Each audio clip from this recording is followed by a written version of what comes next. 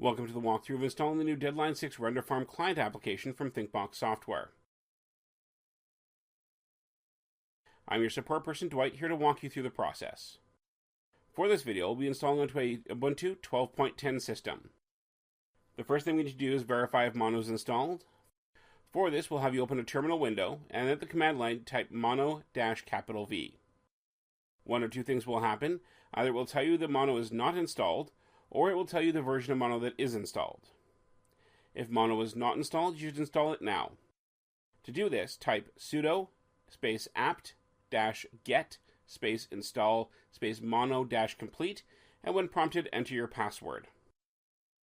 The system will verify with you that you have the space for the files, and then install the complete mono package.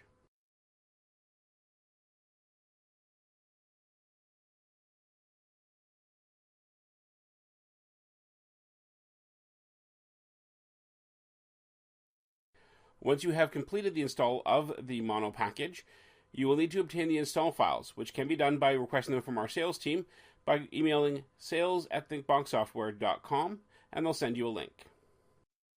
Once you have the tar file downloaded, uncompress it to whichever location you want, which will leave you with the installer.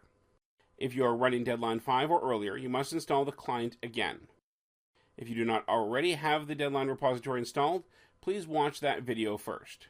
The client installer will install the client application required for submitting, monitoring, and rendering your jobs, so we recommend installing the client on every machine in your network, including workstations and render nodes. In the terminal window, change directory to the folder you have the .run file in. Once in that folder, you should type sudo./deadline, and then hit tab to autocomplete. Once the file name listed is correct, hit enter. After a few temporary files are unpacked, you will see the Deadline client setup screen. Choosing Next will take you to the licensing agreement. Once you've read it and agreed, you'll move to the next screen. Next, you'll choose the install directory. Again, it is up to you where it will be. Once you've chosen the install location, the next page will have you identify the location of the repository and license server. If the repository is on another machine, you would enter its network path. If it is on the same machine, you would enter its local path. If the repository is on a network machine, we will need to mount it so that it can be used. The first thing you need to do is make the directory you want to use for mounting. For this, we will use /mnt/repository. To do this, you would open a terminal window and type mkdir followed by the directory you wish to mount it to. This is just to make sure that the folder is there. Assuming that the cifs-utils package is already installed, at this point we would simply type mount space / location of the repository, then another space, then the location you want to mount it to, in our example, /mnt/repository, space -o, space uid equal the user ID, comma, gid equal group ID, comma, guest. If you don't know the user ID or group ID for the user account you wish to use, you can simply type ID at the prompt and it'll show it to you.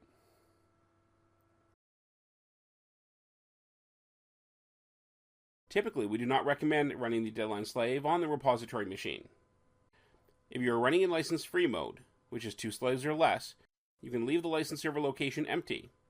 If you have more than 2 slaves, you'll need to have a license and the license server installed and running at this point.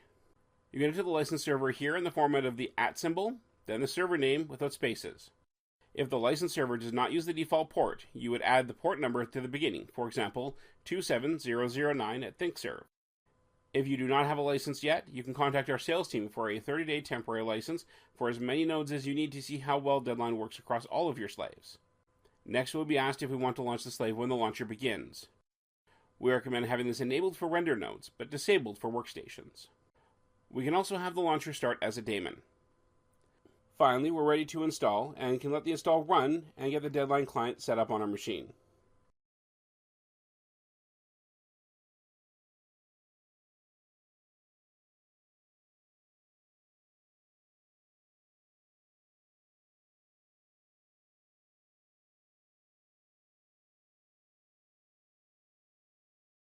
So that installs the Deadline client, and we're now ready to launch the monitor, and we can start throwing renders at our chosen will.